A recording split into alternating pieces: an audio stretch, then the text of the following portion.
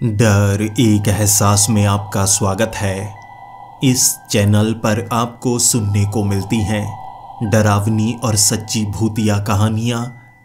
अगर आपको ऐसी ही वीडियोस देखना पसंद है तो हमारे इस चैनल को सब्सक्राइब करना ना भूलें। तो अब बढ़ते हैं आज की कहानी की ओर।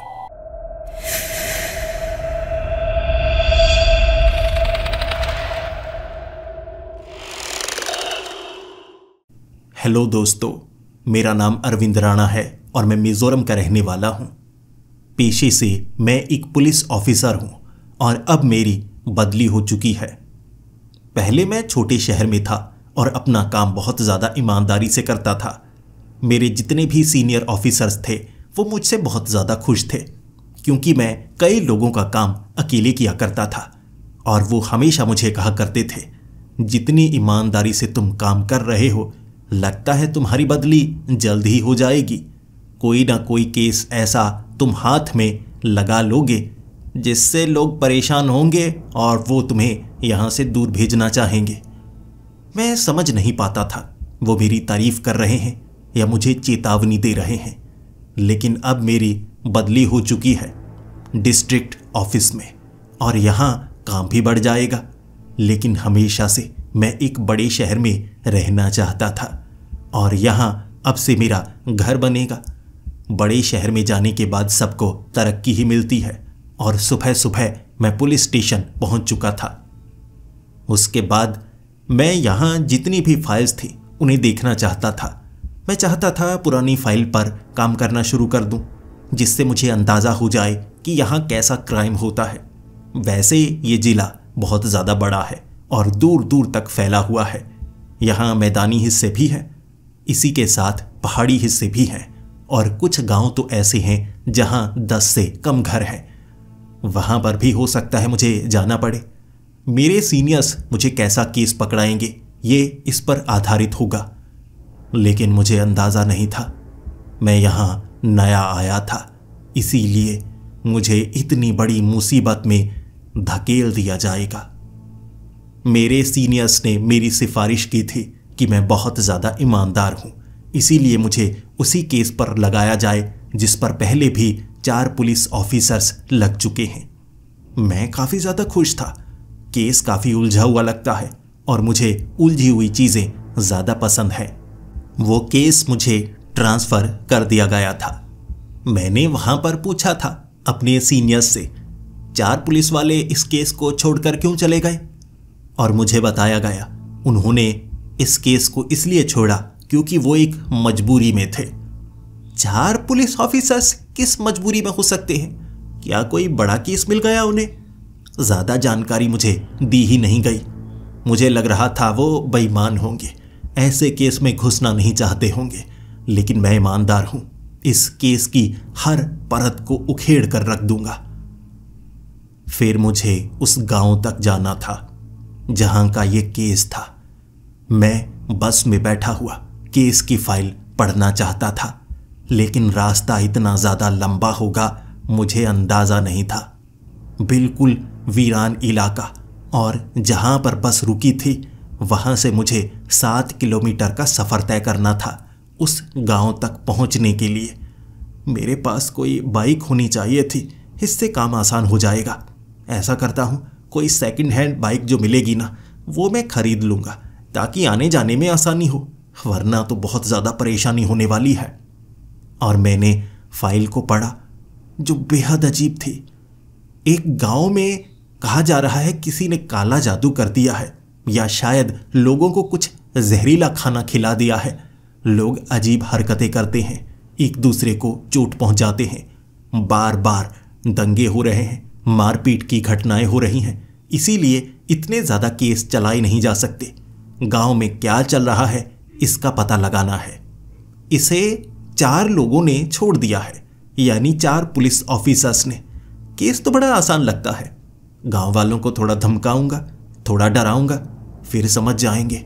वैसे भी पुलिस की वर्दी से लोग डरते हैं। मुझे वहां लिफ्ट लेनी पड़ी। एक बैलगाड़ी के पीछे बैठकर मैं उस गांव तक जाने वाला था और बैलगाड़ी का मालिक मुझसे पूछ रहा था, साहब आप उस जगह क्यों जाना चाहते हैं? क्योंकि उस समय मैंने वर्दी नहीं पहनी थी। यहां वर्दी पहनकर मैं जाना नहीं चाहता था। शुरुआत में मैं किसी को पता लगने देना नहीं चाहता था कि मैं पुलिस वाला हूं।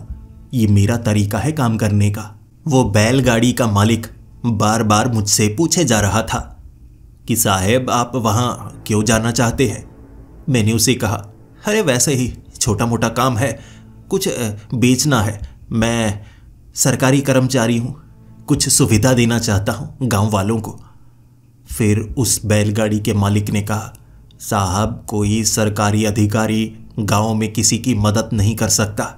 वहां जिसकी मदद चाहिए उसे ढूंढा नहीं जा सकता। एक बार आप वहां जाएंगे सब कुछ समझ जाएंगे। आप पहले वहां गए नहीं है ना? उस आदमी ने मुझे डराया और मैंने उससे पूछा, ऐसा क्या है जो तुम भी उस गांव में जाने से डर रहे हो? उसने कह दिया था कि वो गांव से 1 किलोमीटर दूर बैलगाड़ी ले जा सकता है। मुझे वहां पर उतरना होगा। उसके बाद उसका रास्ता अलग, मेरा रास्ता अलग, और मुझे 1 किलोमीटर तो चलना ही पड़ेगा। उसका जवाब उस आदमी ने मुझे नहीं दिया था, लेकिन फाइल के वो आखिरी पन्ने बैलगाड़ी में पढ़ने में आसानी हो रही थी। बस में काफी ज्यादा झटके लग रहे, इसीलिए शब्दों की पहचान हो नहीं पा रही थी। लेकिन यहां बैलगाड़ी में लेटे हुए मैं आखिरी पन्नों को पढ़ रहा था तो उसमें पता लगा कि यहां 4 पुलिस वाले इस केस पर काम कर चुके हैं और अब वो पुलिस में नहीं है।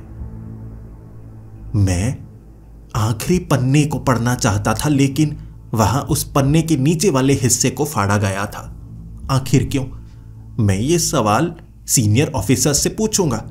जब भी कोई केस फाइल किसी को मिलती है, सारे के सारे पन्ने वहीं लगे होने चाहिए, कोई पन्ना फटा नहीं चाहिए। लेकिन यहां तो हालात कैसे हैं? करप्शन लगती है। लेकिन एक पन्ने पर यह जरूर लिखा था, हर पुलिस वाले ने एक बयान दिया है, साहब हमारी परछाई बड़ी अजीब हो गई है। हर किसी ने यही कहा था कि हमारी परछाई अजीब हो गई है। मैं समझ नहीं पाया। यकीनन वहां कुछ ना कुछ तो ऐसा होगा। मैं समझने की कोशिश करूंगा। परछाई अजीब हो गई है, ये क्या बात हुई? शायद इसे वाक्य के तौर पर कहा गया होगा। इसका मतलब कुछ और होगा। जो पीछे वाला पन्ना फटा है ना, उससे समझ में आ सकता है। फिर उस बैलगाड़ी से उतरकर अपना वो भारी बैग कंधे पर टांग कर गांव की तरफ बढ़ा चला जा रहा था। मैं सोचा था मैंने रात वहां गुजारनी पड़े तो गुजारूंगा मैं। वैसे भी दोपहर का वक्त तो हो ही गया था। मुझे लगा था कोई बाहर से आया है।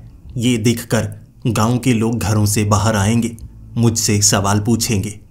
लेकिन जब मैं गांव में पहुंचा था, जितने भी गांव के घर थे उनके दरवाजे खुले थे।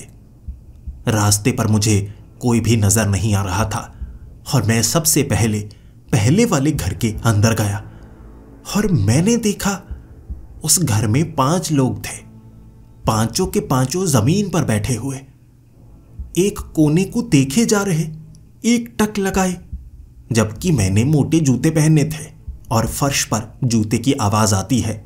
मेरे जूते की आवाज अब भी आई थी, लेकिन उन्होंने हरकत नहीं की। जब मैं घर के अंदर पहुंचा, उन्होंने जिस कोने पर वो देख रहे थे उसे बदला। वो दूसरे कोने की तरफ देखने लगे। सबकी गर्दनें एक तरफ मुड़ी थी। उन्होंने मेरी तरफ देखा ही नहीं। एक टक लगाए वो 2 दीवारों के बीच बना एक कोना देखने लगे थे। मैंने उनसे सवाल पूछा, जी देखिए कोई है यहां? लेकिन किसी ने जवाब दिया ही नहीं। उन 5 में से किसी ने जवाब नहीं दिया, जैसे वो अंतर्ध्यान हो चुके हों और उनकी नजर वहीं पर टिकी हुई, बस सांसें ले रहे थे, जैसे हिप्नोटाइज किए गए हों। फिर मुझे लगा ये पागल लगते हैं, मुझे इस घर से बाहर निकलना चाहिए, किसी और घर में देखता हूं। मैं उस घर से जब बाहर निकला, बाहर कोई नजर ही नहीं आ रहा। सभी की सभी गलियां वीरान थी। सभी के सभी घरों के दरवाजे खुले थे। मैं दूसरे घर में गया। वहां पर 2 लोग थे। ये बुजुर्ग होंगे, 70 से 80 साल के मियाँ बीवी, जो एक दीवार को ताक रहे थे। उन्होंने अपनी पलकें तक न झपकी, बस इसी तरह से दीवार को वो ताके जा रहे थे। काफी समय मैं उन्हें देखता रहा। ये उन लोगों की तरह ही कर रहे थे। फिर मैंने उनसे सवाल पूछा। उन्होंने कोई जवाब नहीं दिया। मैं उनके सामने जाकर खड़ा हो गया। वो बस सामने देखे जा रहे। सर ना हिलाया उन्होंने, आंखें ना हिलाई उन्होंने, पलकें ना झपकी उन्होंने। देखे जा रहे थे, दीवार की तरफ देखे जा रहे थे। फिर मैं उस घर से बाहर निकला। आगे मैं जितने भी घरों में गया, हर कोई ऐसा ही था। कोई दीवार को देख रहा तो कोई दरवाजे को, कोई छत को देख रहा तो कोई किसी पत्थर को। नजरें टिकी थी उनकी, जैसे सबको हिप्नोटाइज किया गया हो। मैं हैरान और परेशान था। मैं एक ऐसे गांव में आया था जहां किसी से बात कर ही नहीं सकता था। एक एक करके मैं अलग अलग घरों में जाता रहा, लेकिन मेरे सवाल का जवाब देने लायक कोई नहीं था। हर कोई इसी हालत में। फिर मुझे लगा, ये गड़बड़ है, इस गांव में कुछ तो गड़बड़ है। यहाँ अजीब घटनाएं होती हैं। फाइल में लिखा तो था, दंगे, गांव वाले आपस में झगड़ने लगते हैं और उसके बाद अगर कोई पुलिस वाला पूछे तो वो सही से जवाब नहीं देते। लेकिन कोई अगर गांव वालों को देखे तो कोई किसी के चाकू घोंप रहा होता है, कोई मार रहा होता है। हालात बहुत बद से बदतर हो जाते हैं। लेकिन जब कोई पुलिस वाला पूछे, ये जवाब नहीं देते हैं। अपनी आंखों से देखा है, यहाँ कई हादसे हो चुके हैं, कई लोग मारे जा चुके हैं, जैसे छत से गिरकर। लेकिन परिवार वालों ने जवाब नहीं दिया। फाइल में ऐसा लिखा था। मुझे लग रहा था कि गाँव के कुछ राज होंगे, लेकिन इतना बड़ा राज। कुछ तो हुआ है इन्हें, या कोई बीमारी, या हो सकता है यहाँ से कोई गैस निकलती है जो दिमाग पर असर डालती है, या ये कोई भूतिया घटना तो नहीं। गांव में मैंने एक ऐसा घर ढूंढा जहां पर कोई नहीं था। एक खटिया लगी थी। यहां इजाजत लेता तो किससे लेता? पत्थर का बना हुआ यह घर था, इसीलिए इसमें ठंड नहीं लगती। तो मैंने वहां पर सामान रखा और शाम के वक्त भी मैं घूमा कि कोई तो घर से बाहर आएगा। क्या सभी के सभी यंत्र ध्यान हुए पड़े हैं? कोई जवाब ही नहीं देता। और मुझे दिन भर वहां कोई नहीं मिला। खाने का इंतजाम करने में ज़्यादा मुश्किल नहीं हुई। फसल लगी हुई थी, फल सब्जियां लगी हुई थी। मैंने उखाड़ी। कुछ सामान तो खाने का मैं लेकर आया था। उसे खाया और मुझे लगा, रात के वक्त मैं पेट्रोलिंग करता हूँ, घूमता हूँ, हालात जांचने की कोशिश करता हूँ। अगर मुझे कुछ भी गड़बड़ महसूस हुई तो मैं उसके बारे में पता लगाऊंगा। तो वक्त रात का था। 11 बजे मैंने पेट्रोलिंग शुरू की कि कोई घर से बाहर आएगा। देखते हैं ये सच में हिप्नोटाइज हैं या नाटक कर रहे हैं। रात को छिपकर घूमूंगा। और मैं घूमता गया। रात के 3:13 मेरा ध्यान घड़ी की तरफ पड़ा था। मैं एक चौराहे पर था और तब एक तरफ से आवाज आई। एक ऐसा गांव जहां कोई आवाज करता ही नहीं। वहां पर जब आवाज आए तो आपको सुननी चाहिए। मैं भौचक्का सा हुआ। नजर मेरी उस तरफ पड़ी।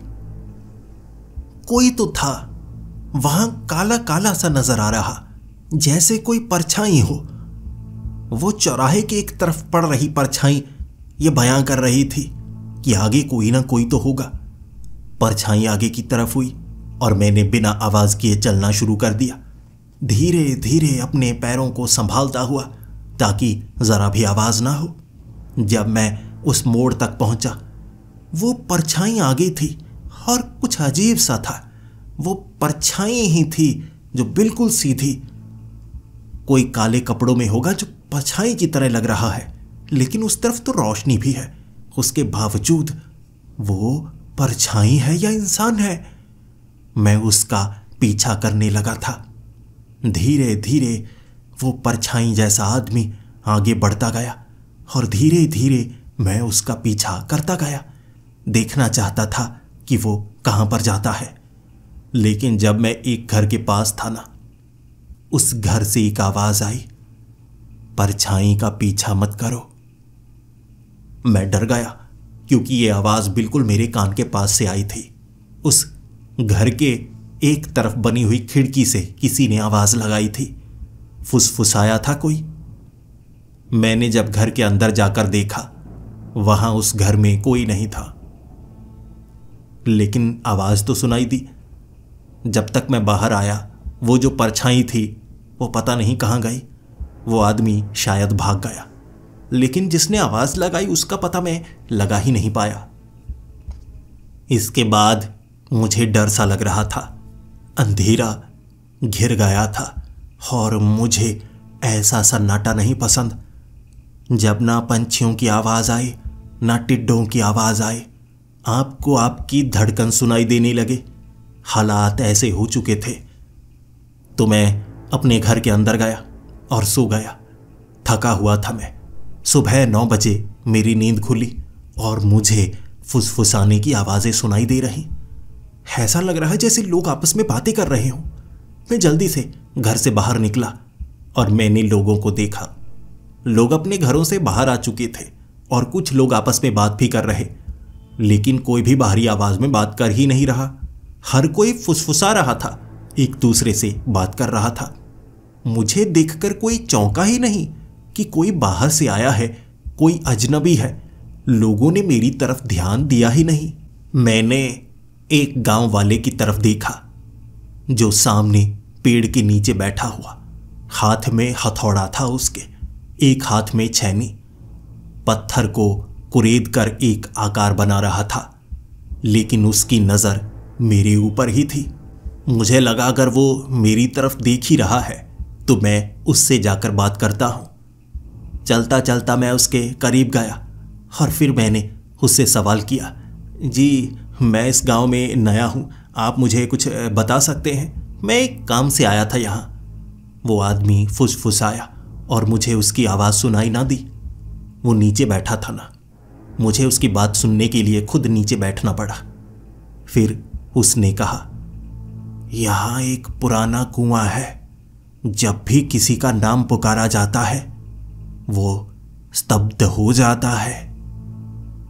मैंने कहा, जी मैंने ये नहीं पूछा, मैं तो गांव के बारे में जानना चाहता था। कोई मुझे जानता ही नहीं और किसी ने सवाल पूछा ही नहीं कि मैं बाहर से आया हूँ। क्या आप मुझे बता सकते हैं गांव के बारे में? मुझे कुछ पूछना है।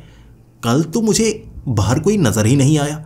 घरों के दरवाजे खुले थे और सब जैसे दीवार को ताक रहे थे। क्या कोई धार्मिक रस्म है जो शाम के वक्त लोग निभाते हैं और किसी की बात नहीं सुनते? आप बता सकते हैं?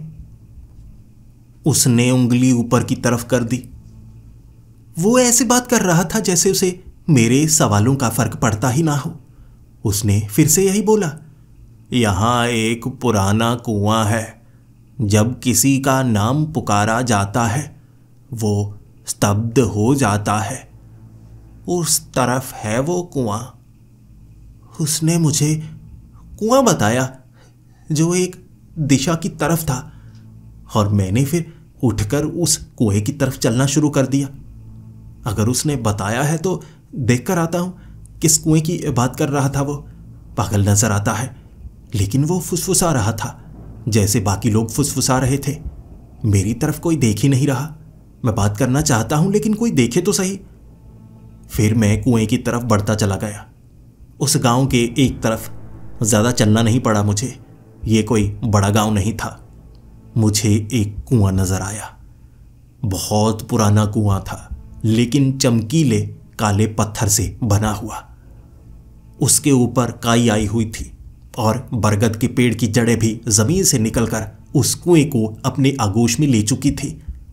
जब मैं उस कुएं के बेहद करीब पहुंचा, वो कुआं काफी ज्यादा गहरा था, लेकिन मैं उसके अंदर झांकना नहीं चाहता था।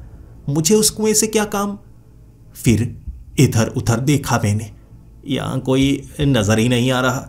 यार मुझे किसी से बात करनी थी, यहाँ तो कोई है ही नहीं। फिर मैं उस कुएं से चलता हुआ वापस आने लगा। मुझे था कि मैं गांव में चलता हूँ, किसी से बात करता हूँ। तब उस कुएं के अंदर से एक आवाज आई, अरविंद। फिर एक और आवाज, दानिवरा, यानी मेरा नाम उल्टे तरीके से पुकारा गया था। मैं थोड़ा सा घबरा गया। कुआं गहरा था, आवाज कुएं के अंदर से आई है, और वैसे भी काई इतनी ज्यादा है कि अगर मैं कुएं के अंदर झांकना चाहूंगा, मेरा पैर फिसला तो मैं कुएं के अंदर गिर सकता हूं। मैं ये पागलपन करना नहीं चाहता। ऐसी दुर्घटनाएं होती हैं कई बार जब आपका नाम पुकारा जाता है। मैं इन बातों पर ज्यादा यकीन तो नहीं करता, लेकिन इसके बावजूद कुछ ऐसा मैंने देखा है जो काबिले यकीन तो नहीं होता, लेकिन फिर भी वो घटना घट जाती है। कुएं से दूर निकलना ही समझदारी होगा। यह सोचकर मैं कुएं से दूर निकला और दोबारा गांव में आ गया। अब मैं गांव में पहुंचा तो गांव में काफी ज्यादा भीड़ लगी थी और लोग बड़े साधारण लग रहे। मुझे देखकर काफी लोग हैरान हो चुके थे और अब वो साफ साफ बोल रहे, फुसफुसा नहीं रहे। ये कौन है? लोग मुझसे बात कर रहे थे, मेरे बारे में पूछ रहे थे। मुझे उन्हें बताना ही पड़ा कि मैं एक पुलिस वाला हूं और यहां पर गांव वालों के लिए आया हूं। यहां कई घटनाएं घट चुकी हैं, मारपीट की वारदात या आपसी झगड़ा। मुझे उसकी जानकारी चाहिए और यह भी जानना है कि कल रात क्या हुआ था। कल शाम सभी अपने घरों में दीवारों को क्यों ताक रहे थे? इसके बारे में कोई बता नहीं पा रहा था। किसी को याद नहीं था कि शाम के वक्त उन्होंने क्या किया। उनका कहना था कि दोपहर के वक्त तक उन्हें शायद नींद आ जाती है। यहां कुछ तो ऐसा है कि लोग सोते बहुत ज्यादा हैं। मैंने देखा कोई सो नहीं रहा था, सब दीवारों को ताक रहे थे या किनारों को या दरवाजों को, लेकिन इसके बारे में किसी ने नहीं बताया। तो मुझे अब खुद ही गांव में घूमना था, क्योंकि अब तो बात हर कोई कर पा रहा था। तो मैंने सोचा लोगों से बात करता हूं, कुछ और सवाल पूछता हूं। लोगों को इसके बारे में कुछ नहीं पता था। उन्होंने कहा पता नहीं, कई बार पुलिस वाले यहां पर आते रहते हैं, पूछते रहते हैं, लेकिन यहां तो कोई झगड़ा हुआ ही नहीं। फिर मैंने पूछा कुछ लोगों की जो मौत हुई है। वो हक्के बक्के थे, उन्होंने जैसे पहली बार सुना हो। वो तो कह रहे थे ये लोग तो शहर गए हैं, मौत तो किसी की हुई ही नहीं। लेकिन पोस्टमार्टम हो चुका था और इनसे सवाल पहले पूछे भी जा चुके थे। गांव वाले क्या झूठ बोल रहे हैं? अगर सब मिले हुए फिर मैं क्या करूंगा? एक ऐसा ही किसान था, मैंने उससे सवाल पूछे। अब मैं गांव के साधारण सवाल पूछ रहा कि गांव में क्या खास चीज है, लोगों को क्या पसंद है, खेती किसकी की जाती है, क्या आप मुझे अपना खेत दिखाएंगे? वो मुझे खेत दिखाने के लिए ले गया। मेरे ज्यादा सवालों के जवाब तो नहीं दिए। उसने खुद ही कहा कि आप अपने आप देखिए। उसका खेत एक ऐसी जगह पर था, खेत के बिल्कुल बीच में एक चट्टान रखी हुई थी, बड़ा भारी पत्थर, कम से कम 2 टन का तो होगा ही, जैसे कहीं और से घसीट कर यहां पर लाकर रखा गया हो। लेकिन उसके ऊपर कपड़े लटकाए गए थे, बांधे गए थे, लेप किया गया था। मैंने उनसे पूछा ये पत्थर क्या कोई पवित्र पत्थर है जो गांव में लोग मानते हैं? उसने कहा नहीं, ये पत्थर पता नहीं कहां से आया, लेकिन हर अमावस की रात इस पत्थर पर खून चढ़ता है। ये पत्थर खून की मांग करता है। ये कहकर वो उस पत्थर से डरकर भाग गया। वो गांव की तरफ भागा और मैं उस खेत में अकेला था। जमीन को हाथ लगाया मैंने। यहां कोई फसल सब्जी कुछ भी लगाई नहीं गई है, लेकिन इस मिट्टी में घास भी नहीं उगी है। इस खेत का इस्तेमाल क्या करते हैं? अगर बीच में चट्टान पड़ी है, लोग मिलकर इस चट्टान को खदेड़ सकते हैं, धकेल सकते हैं, कहीं और फेंक सकते हैं पहाड़ी से नीचे। लेकिन यहां इस चट्टान को ऐसे रखा गया है जैसे ये कोई पवित्र पत्थर हो। बहुत बड़ी चट्टान और कपड़े बड़े अजीबोगरीब रंग बिरंगे उस पर बांधे हुए। मैं एक ऐसे ही कपड़े को छूकर उतारना चाहता था। क्या सच में उसमें खून लगा है, ये देखने के लिए? और मैंने जब उस पत्थर को छुआ, मुझे बिजली का झटका लगा और सच बताऊं, कुछ सेकंड के लिए मैं बेहोश ही हो गया था, जैसे सपने में चला गया। और मुझे दृश्य नजर आए, बड़े अजीब और गरीब दृश्य नजर आए। एक औरत जिसे पेड़ पर उल्टा टांगा गया है और गांव वाले मिलकर उस औरत को जला रहे हैं।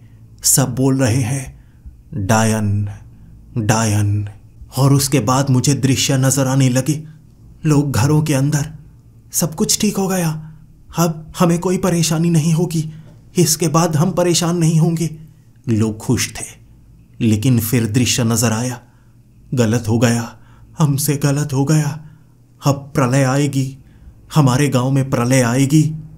हमने उस रस्म को गलत तरीके से किया है और ये एक झटका था। और फिर उस झटके से मैं उठा। कुछ ही सेकंड के लिए ये दृश्य मेरी आंखों के सामने बिल्कुल असलियत की तरह नजर आए थे। मैं बेहोश नहीं हुआ, मैं वहीं पर खड़ा देखने लगा। ऐसा लगा जैसे ये कोई भूतिया घटना हो या इस पत्थर ने मुझे ये दृश्य दिखाए थे। मैं घबरा गया और घबराकर मैं गांव की तरफ भागा। वो किसान गांव की हद पर खड़ा था, मेरा ही इंतजार कर रहा था। उस आदमी ने मुझे देखकर ये कहा, जल्दी चलिए, लगता है वो पत्थर आपसे बात कर रहा था। वो चट्टान हर किसी से बात नहीं करती, लेकिन जिससे करती है उसे दृश्य नजर आते हैं और वो भविष्यवाणी कर सकता है। इसी के साथ वो इतिहास भी देख सकता है। लेकिन बताइएगा मत, आपको क्या नजर आया है? ये कहकर वो किसान अपने घर की तरफ बढ़ने लगा। सभी लोग घरों के अंदर जाने लगे थे। दोपहर का वक्त हो गया था, सब सोने की तैयारी कर रहे और मैं जानता था वो सोएंगे नहीं।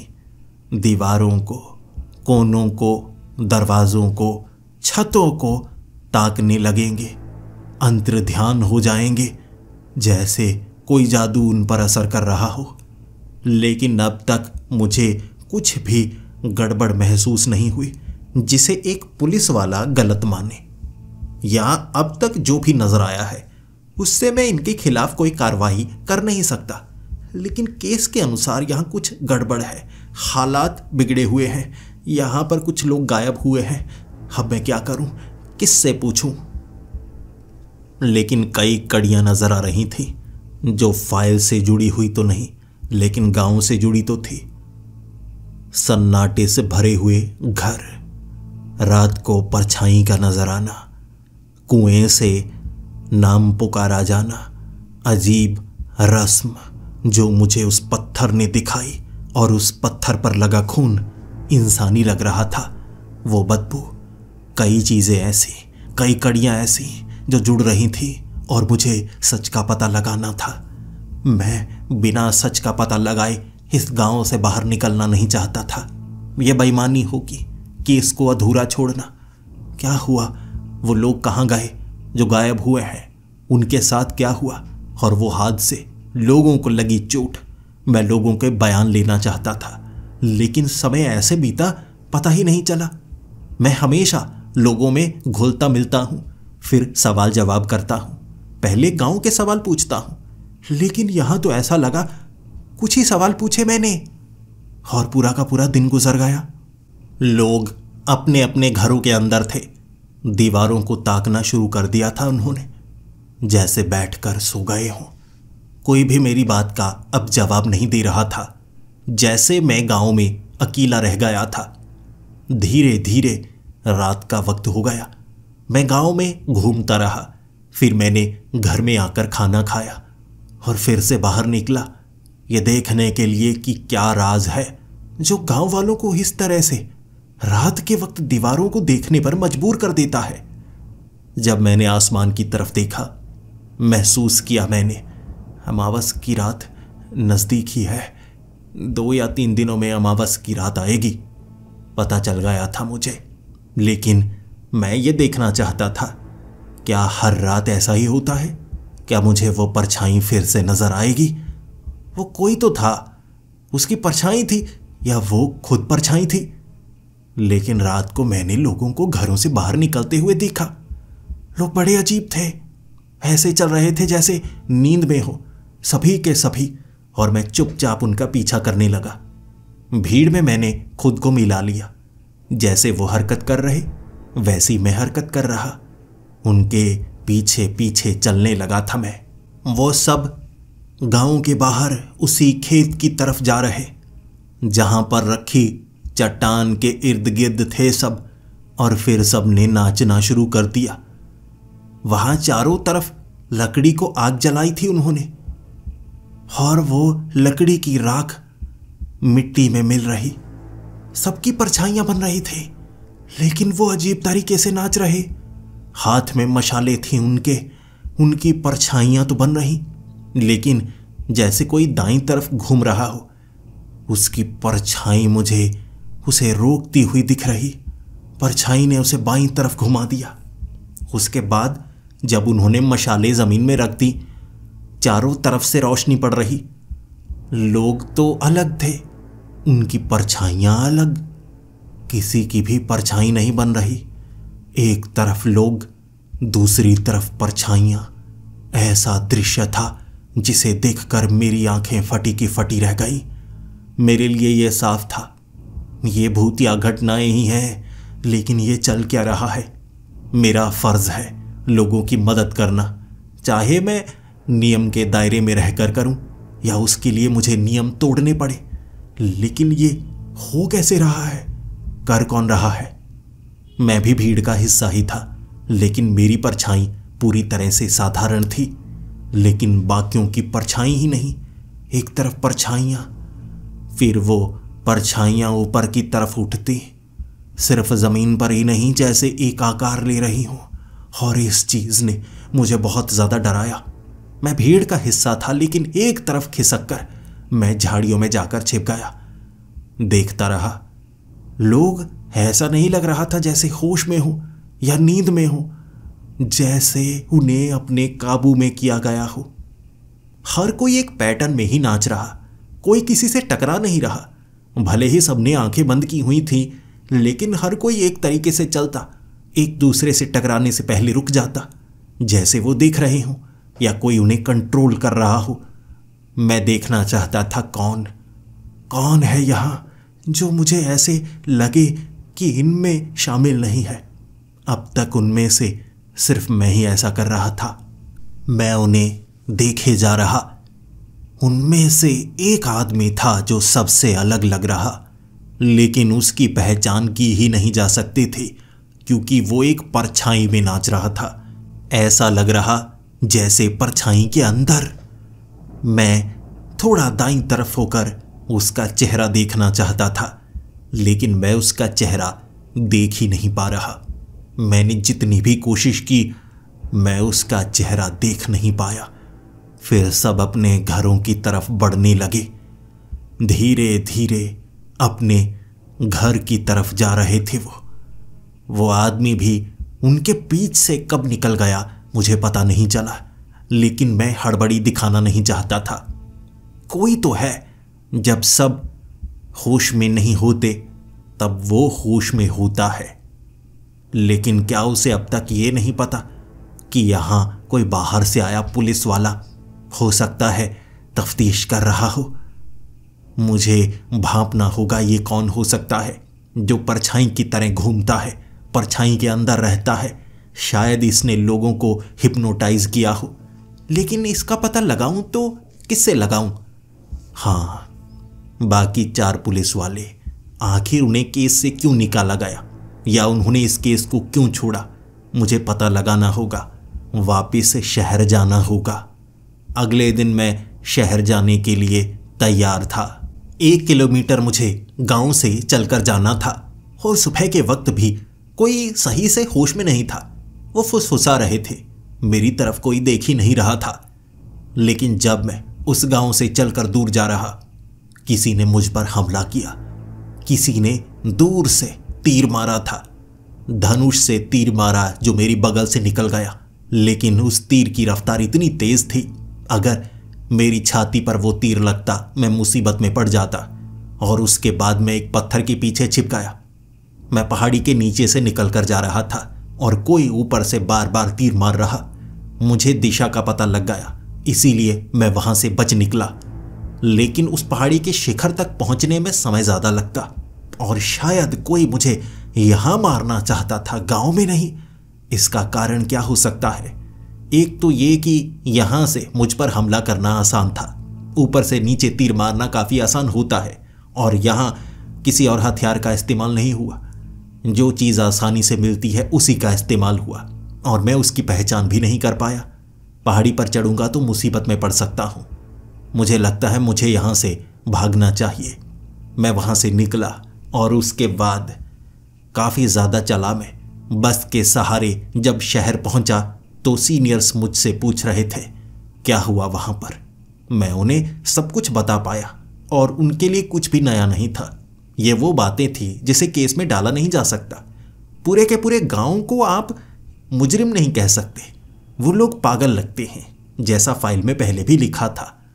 लेकिन मैं जानना चाहता था वो 4 पुलिस वाले जो पहले भी इस केस पर काम कर चुके हैं, मुझे उसकी जानकारी चाहिए।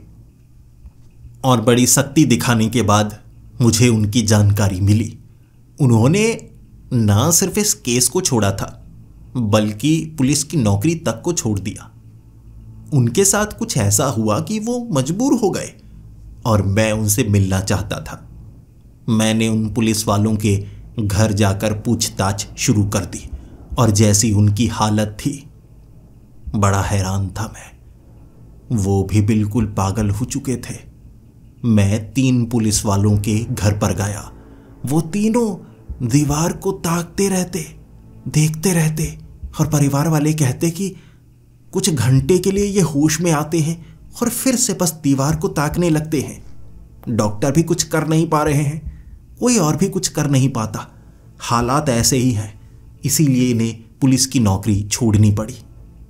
फिर मैं एक पुलिस वाले के पास गया, वो चौथा पुलिस वाला जिसने सबसे पहले इस केस को लिया था। उस पुलिस वाले के बारे में कोई नहीं जानता था।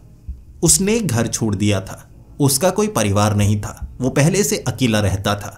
वो कहाँ गया किसी को नहीं पता, लेकिन इससे कोई खास फायदा होने वाला भी नहीं था। मुझे लगा एक पागल इंसान भटक रहा होगा, या हो सकता है उसके साथ कोई हादसा हो चुका हो। उन पुलिस वालों से मुझे ज़्यादा कुछ पता ही नहीं लगा, क्योंकि जब वो होश में आए मुझे ज़्यादा दिन वहाँ पर बिताने पड़ते। एक से मैंने बात की जिसने वही सब बताया जो मेरे साथ हुआ था, लेकिन ज़्यादा समय बिताया, और उसके बाद वो अमावस की रात थी जब वो उन लोगों का पीछा कर रहे थे। उसके बाद उनके साथ कुछ हुआ कि उन्हें वो काम तक छोड़ना पड़ा, और वो बिल्कुल उनकी तरह बन गए थे।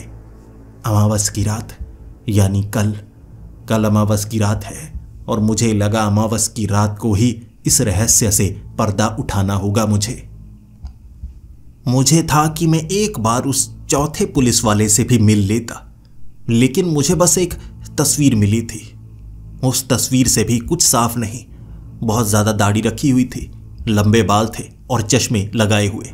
ऐसी तस्वीर जिसमें चेहरे को अच्छे से पहचाना ही नहीं जा सकता।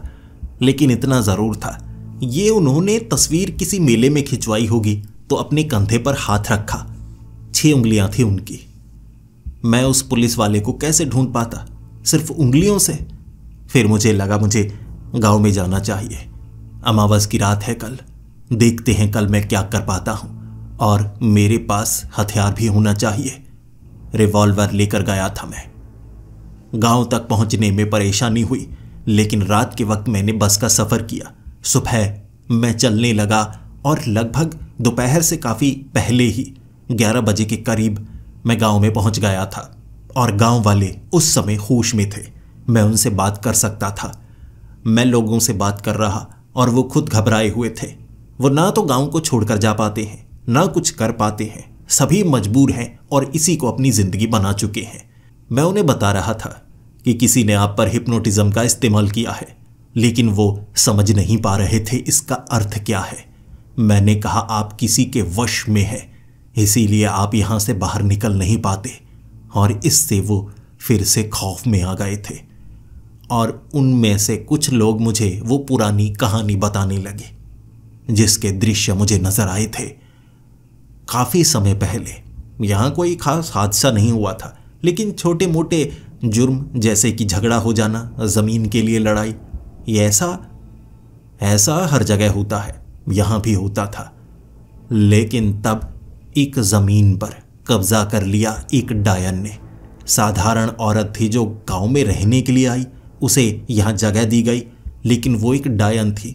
बाद में पता लगा उस जमीन को उसने श्रापित बना दिया, लेकिन गांव वाले तब तक उसे कुछ नुकसान पहुंचा नहीं सकते थे जब तक वो कुछ बुरा नहीं करती। उसने कई लोगों को जिंदा जलाया एक रात। लोगों ने पुलिस को बताया। पुलिस वहां पर आई जरूर थी, लेकिन उसके खिलाफ कोई एक्शन लिया नहीं गया क्योंकि कोई सबूत नहीं मिला। सबको लग रहा था कि लोगों को उसी ने जलाया। 4 लोगों को आखिर यहां जलाना कोई साधारण इंसान का काम नहीं था, लेकिन वो डायन मान नहीं रही थी। फिर गांव वालों ने मिलकर उस डायन को पेड़ पर उल्टा लटका कर जला दिया था, एक रस्म के तहत, क्योंकि डायन को अगर कोई मारता है तो वो श्रापित हो जाता है, इसीलिए एक रस्म को अपनाया गया। इस तरह उस डायन से छुटकारा मिला था और उसके बाद से हालात और भी बद से बदतर होते चले गए। यानी वो दृश्य जो मुझे नजर आए थे वो सही है। फिर यह भी सच ही होगा कि जिस रस्म का उन्होंने इस्तेमाल किया था वो रस्म ही गलत हो गई होगी। मैंने गांव वालों से उस रस्म के बारे में पूछा क्या गलत हुआ था, लेकिन किसी को उसके बारे में ज्यादा याद नहीं था। यह असर था वशीकरण का, उन पर किसी ने वशीकरण किया था। दिन के वक्त मैंने लोगों से बात की और दोपहर के वक्त वो अपने घरों के अंदर चले गए और शाम होते होते उनके साथ वही हुआ जैसा पहले होता था। दीवारों को, कोनों को ताकना, हर कोई अपने घर में ऐसा ही था। और मैं सोच रहा था ऐसा कौन है जो ये सब नहीं करता। मुझे उसकी पहचान करनी है। अगर कोई इन सब को अपने वश में करके बैठा है तो ये वही हो सकता है जिस पर ये लोग भरोसा करते हो। क्या वो डायन बच गई होगी? मुझे नहीं लगता। या कुछ और? इसका कारण क्या हो सकता है? मुझे जानना होगा। रात को फिर से मैं छिपकर घूमने लगा था। मुझे कई बार आसपास कुछ आवाज आती। जब यहां कोई होश में है ही नहीं तो आसपास कौन चल रहा है? मैंने जानने की कोशिश की, लेकिन मैं ढूंढ ही नहीं पाया कोई ऐसा जो गांव के बारे में पूरी तरह से जानता है। किस गली से कहां से निकला जा सकता है, किस घर के अंदर से घुस के किस खिड़की से निकलो तो वहां से दूर जाया जा सकता है। जो ये जानता है वो मेरा पीछा कर रहा था। मैं उसका पीछा कर रहा तो वो मेरा पीछा कर रहा। मेरी हर हरकत पर नजर थी और वो रात ऐसे ही गुजर गई। अगले दिन ये अमावस की रात थी और मैं जानता हूं ऐसी ही अमावस की रात बाकियों पर भी भारी पड़ी है, जैसा मुझे पहले बताया गया है। आज की रात कुछ तो ऐसा होगा जो मेरे लिए खतरनाक होगा, लेकिन मुझे उससे भी बचना है। और एक ऐसा इंसान जो मुझे मारना चाहता है, नुकसान पहुंचाना चाहता है, मुझे उससे भी बचना है। दिन भर मैंने कुछ औजार इकट्ठे किए। वहां उस चट्टान के पास जाल बिछाए ताकि मैं वहां पर छिप पाऊं, देख पाऊं। लेकिन क्योंकि लोग होश में थे तो मुझ पर नजर भी रख रहे कि मैं कर क्या रहा हूं। उनमें से वो इंसान भी होगा जो इन सब के पीछे है। मुझे उससे बचना था, इसीलिए कुछ लोगों को धोखा दिया। नजरों से बचकर मैंने ये जाल बिछाए और शाम होते होते हर कोई होश खो बैठा था। रात होते होते मैं वहां छिपा इंतजार करने लगा। अमावस की रात है, यकीनन अब ये रस्म को निभाने की कोशिश करेंगे या उस पत्थर की ताकत से मुझे अपने वश में करने की कोशिश करेगा वो आदमी जो इन सब के पीछे है। वो जो परछाई की तरह आपके आसपास होता है, जो परछाई को भी कंट्रोल कर सकता है। ऐसा जिसके पास ताकत है वो कौन हो सकता है? वो कहानी भी पूरी मुझे किसी से पता नहीं चली थी, लेकिन ये चट्टान हर राज खोलेगी। मैं वहां इंतजार कर रहा था, एक पेड़ के ऊपर छिपा। कपड़े मैंने ऐसे पहने थे जैसे मैं एक लकड़ी का हिस्सा बना हूं। पत्तियां लगाई थी मैंने अपने शरीर के ऊपर। पेड़ पर बैठा पूरी रात वहां देखता रहना चाहता था कि कौन आता है, कौन जाता है, कौन होश में है। इंतजार किया मैंने और गांव वाले वहां आंखें बंद करके चल के आ रहे थे और चलते चलते वो इस पत्थर को घेर कर नाचने लगे थे। वो नाच रहे थे और उनकी परछाइयां दूसरी तरफ। एक एक करके मैं हर किसी को देख रहा। कौन है वो जो परछाई की तरह था? और उनमें से एक को देखा मैंने, परछाइयों के बीच नाच रहा। क्योंकि मैं पेड़ के ऊपर चढ़ा था तो मैं पहचान पाया वो कौन था। ये तो वो आदमी है जो इस जमीन का मालिक है, वो किसान जो मुझे यहां पर लेकर आया था। उसकी आंखें खुली थी, वो उन परछाइयों के बीच रहता, देख रहा था, झांक रहा था, मुझे ढूंढ रहा था, लेकिन फिर जल्दी से भीड़ का हिस्सा बन के नाचने लगा। लेकिन मैं बार बार उस पर नजर टिकाए बैठा। ये वही है जो होश में है, इसके सिवा यहां कोई होश में नहीं है। अब पूरी की पूरी चाल समझने लगा था मैं। फिर उसने सबको इशारा कर दिया, चले जाओ, सब घरों की तरफ जाओ। सब घरों की तरफ चलने लगी और वो अकेला वहां खड़ा था। अब वहां आग में उसका चेहरा भी साफ नजर आ रहा। अब वो डर नहीं रहा था, बल्कि वहां वो किसी का इंतजार करने लगा। लेकिन किसका? कुछ समय वो वहीं पर खड़ा रहा और उसके बाद उसने आवाज लगाई, आ जाओ बाहर, कब तक छिपे रहोगे? जानता हूं तुम मेरे बारे में अब तक तो जान गए होगे, निकल आओ बाहर, समय हो गया है। वो मुझसे बात कर रहा था। शायद वो जान गया मैं कहाँ हूं। रिवॉल्वर निकाल कर मैं उसके सामने खड़ा हो गया और मैं कहने लगा, बहुत अच्छे, तो तुम हो इस सब के पीछे। ये चट्टान अपनी जमीन पर तुम ही लेकर आए हो और नाटक तुम ही कर रहे थे। वशीकरण तुमने ही किया है। बताओ ऐसा क्यों किया? मैंने बंदूक उसकी तरफ तान रखी थी, लेकिन उसके चेहरे पर शिकन न थी। तब उसने अपना हाथ ऊपर की तरफ किया, अपना पंजा दिखाया और मेरे रोंगटे खड़े हो गए। 6 उंगलियां थी उसकी। ये तो इंस्पेक्टर शर्मा है ना? तब वो मुस्कुराता हुआ कहने लगा, हाँ मैं ही हूं। मैं कभी किसी के वश में हुआ ही नहीं। ये केस मेरा ही था और तुम्हें पता है इसे बिगाड़ा भी तो मैंने ही था। मैं उसकी तरफ बंदूक ताने उससे सवाल पूछ रहा था, क्यों? और उसने कहा, कब तक ये काम करता रहता? कुछ भी नहीं मिलता। रिश्वत किसी से मिलती है तो बहुत कम मिलती है, लेकिन ऐसी ताकत जो यहां आकर मैंने महसूस की उस डायन में, उससे कुछ भी किया जा सकता है। मुझे वो ताकत चाहिए थी, लेकिन एक ही तरीका था, वो श्राप, वो रस्म, उसे जलाना था। और जो डायन को जलाता है वो ताकत उससे उस इंसान के शरीर में आ जाती है।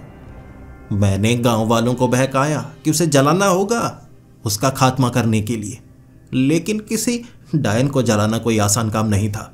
तो मुझे 4 लोगों को जलाना पड़ा और इल्ज़ाम उस पर बड़ी आसानी से लगाया। डायन तो थी लेकिन किसी को नुकसान नहीं पहुंचाती थी, लेकिन झूठा इल्ज़ाम लगाना मेरी फितरत है। काम आसान हो गया जब उन 4 लोगों को जलाया। फिर गांव वाले मेरी बात मान रहे और मेरी आंखों के सामने उसे जलाया गया था। उसकी ताकत तो मुझे मिल गई, लेकिन एक श्राप भी मिला। ये चट्टान नहीं है, ये वो डायन ही है जो जलने के बाद एक चट्टान का रूप ले गई। और इसके करीब रहना पड़ता है उस ताकत को पाने के लिए, लेकिन श्राप के जरिए मुझे 500 लोगों की बलि देनी होगी। गांव में तो 150 लोग हैं, बाकी बाहर से आएंगे तभी बलि दे पाऊंगा ना। रूह की बलि तुम्हारी भी तो होगी। समय के साथ मैंने इतने लोगों को यहां कैद किया है, लेकिन बाकी पुलिस वाले भी जो वशीकरण के अंदर हैं वो सब बलि दे चुके हैं अपनी रूह की। इस चट्टान में कैद है उनकी रूह, और वो डायन की रूह भी। तभी तो वो कुछ घंटे के लिए इंसानी रूप में आ सकते हैं, फिर उनकी रूह अधूरी है तो कभी दीवार को तो कभी दरवाजों को ताकते हैं। जब तक 500 लोग नहीं होते उनके साथ ऐसा ही होगा। मुझे 500 लोग चाहिए, अभी बहुत कम हुए हैं। तुम भी उनका हिस्सा बनोगे, बचकर नहीं जा सकते। तुम गोली चलाने की कोशिश करोगे तो गोली भी नहीं चलेगी। देखो, मैंने गोली चलाने की कोशिश की लेकिन बंदूक में गोलियां थी ही नहीं। मुझे लगता था यहां कोई होश में है ही नहीं।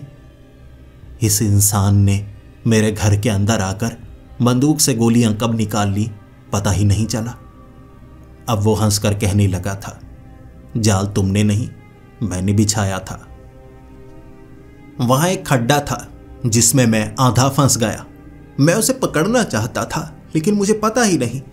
मैं भी यहां पर जाल बिछा रहा था लेकिन उसने भी पहले ही यहां पर एक जाल बिछाया था। मैं फंस गया और फिर वो काला जादू करने लगा, जिससे मुझे ऐसा लग रहा जैसे सब कुछ अधूरा अधूरा सा है। मेरे शरीर से मेरी रूह बाहर निकल रही थी। मैं उस पत्थर के बेहद करीब था लेकिन उस पत्थर से वो दृश्य नजर आए थे मुझे। मेरे पास बचने का और कोई तरीका नहीं था तो मैंने उस पत्थर को छुआ, उस चट्टान को, और मुझे भविष्य नजर आया। उस आदमी की जेब में इस बंदूक की गोलियां हैं। अगर मैं उसके ऊपर कोई पत्थर उठाकर मारूंगा तो वो गुस्से में आकर मुझे पीटेगा, लेकिन अपने ऊपर की शर्ट उतार कर गोलियां उसी में रखी हैं। पीटने के लिए करीब आएगा तो उससे गोलियां नीचे गिरेंगी और बंदूक तो मेरे पास है ही लेकिन खाली, गोलियां भी होंगी। वो मुझे पीट रहा होगा और मैं बंदूक में गोलियां भर रहा हूं। फिर गोली चलाने का मौका। मुझे उस डायन की चट्टान ने भविष्य दिखाया था और मैंने ऐसा ही किया। मैंने उस पर पत्थर बरसाने शुरू कर दिए। वो मंत्र बोल नहीं पा रहा था और शर्ट उतार कर गुस्से में मुझे पीटने लगा। वो बेहोश करना चाहता था। शर्ट मेरे पास, मैंने मुंह नीचे की तरफ किया जब वो पीठ पर मुक्के मार रहा था। मैंने गोली बंदूक में डाली और मैंने सीधा पेट को निशाना बनाया और वो लहूलुहान पीछे पड़ा था। एक गोली और चलाई मैंने उसकी टांग पर ताकि वो भाग ना पाए। फिर उस खड्डे से किसी तरह खुद को खींच कर निकाल पाया मैं और दोबारा उस पत्थर को छुआ था मैंने और मुझे दृश्य साफ नजर आया था। मुझे इस पत्थर को जलाना होगा। इस पत्थर के जलते ही वो आदमी भी जलेगा क्योंकि वो भी श्राप का हिस्सा है। उस डायन को इसी ने मारा है और इसकी भी मौत यहीं पर निर्धारित है। पत्थर को आग से दूर रखा जाता है क्योंकि ये जलेगा, इससे डायन की ताकत का अंत होगा और ये वो पुलिस वाला चाहता नहीं था। मैंने एक मशाल को जब पत्थर पर फेंका वो तड़प रहा था।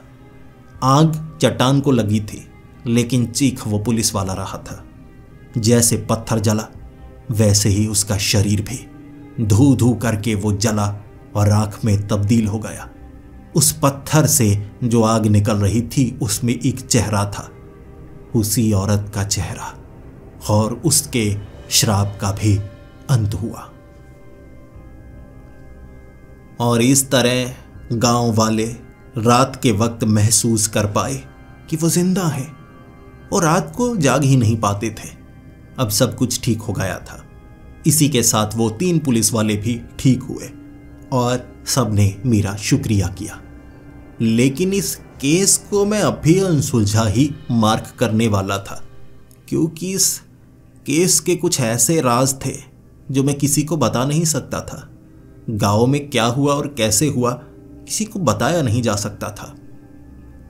इस तरह शहर में आकर मैंने इस केस से खुद को अलग किया, लेकिन मुझे काफी ज्यादा तारीफ मिली कि गांव वाले खुश थे और उसके बाद उस गांव में कोई भी वारदात नहीं हुई। शांति का माहौल हो चुका था और जो बीमारी उस गांव में थी वो ठीक हो गई। बाकी पुलिस वाले भी मेरे शुक्रगुजार थे और इस तरह भले ही ये केस सुलझ नहीं पाया लेकिन कम से कम राज से पर्दा तो उठ ही गया।